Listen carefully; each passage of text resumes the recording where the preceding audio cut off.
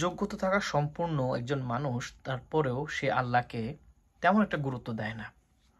কিন্তু আজকে একটা ছোট ছেলের কথা শুনে নিজের মনটা ভরে গেল। আসলে আমরা কি আসলে আল্লাহর পথে ভীরু? আল্লাহকে ভালোবাসি নাকি দুনিয়াকে ভালোবাসি? ওই ছেলেকে প্রশ্ন করা হয়েছিল, তুমি আল্লাহর উপরে এত বিশ্বাস কেন? তো সে বলল, এই দুনিয়া আল্লাহর। আমি আল্লাহকে বিশ্বাস করি এই জন্যই, প্রত্যেকটা জিনিসই আল্লাহর।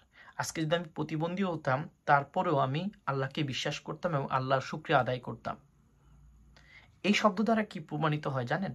আমরা সালমান খান, শাহরুখ খান এবং শাকিব খান, সাথে সাথে সাকিব আল হাসান, মাশরাফি বিন মুর্তজা, শেখ হাসিনা, তারপরে ফেসিস, ডক্টর মোহাম্মদ ইউনুস, এদের অনেকের কথাই বলি। কখনো কি কেউ শুনেছেন আল্লাহ শুক্রিয়া আদায় করতে? হয়তো ডক্টর মোহাম্মদ ইউনুস সাহেব অনেকবার বলেছেন, কিন্তু কখনোই শেখ হাসিনা এটা বলেন না। শাকিব খান সবসময় শুধু এটা চিন্তা করেন, 100 কোটি ঘরে আমার কি যাবে, আমার মুভি যাবে।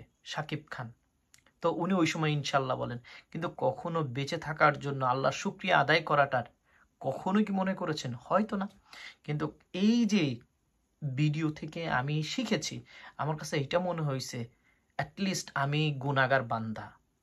এইটা যতদিন আপনি আইডেন্টিফাই করতে পারবেন না, শুকরিয়া আদায় করতে পারবেন না, ততদিন আপনি গুনাহগারই থাকবেন। সো আল্লাহর কাছে শুকরিয়া আদায় করেন, আল্লাহকে ভালোবাসার চেষ্টা করেন। এবং এই ছোট ছেলের কথা হয়তো আপনারা শুনছেন, অনেক ফেমাস ছেলের কথাগুলো অনেক ভাইরাল হয়েছে। তারপরও একটা কথা বলতে চাই, আল্লাহকে বিশ্বাস করেন, আল্লাহ আপনার জন্য সব কিছু করবেন। সো আল্লাহকে ডাকার জন্য কখনো অপেক্ষা করবেন না, এই সময় ডাকবো তখন যাইতে হবে, এমন কিছু করবেন না। আল্লাহ চাইলে আপনাকে অনেক উঁচুতে নিতে পারেন, আল্লাহ চাইলে আপনাকে নিচেও নামাতে পারেন।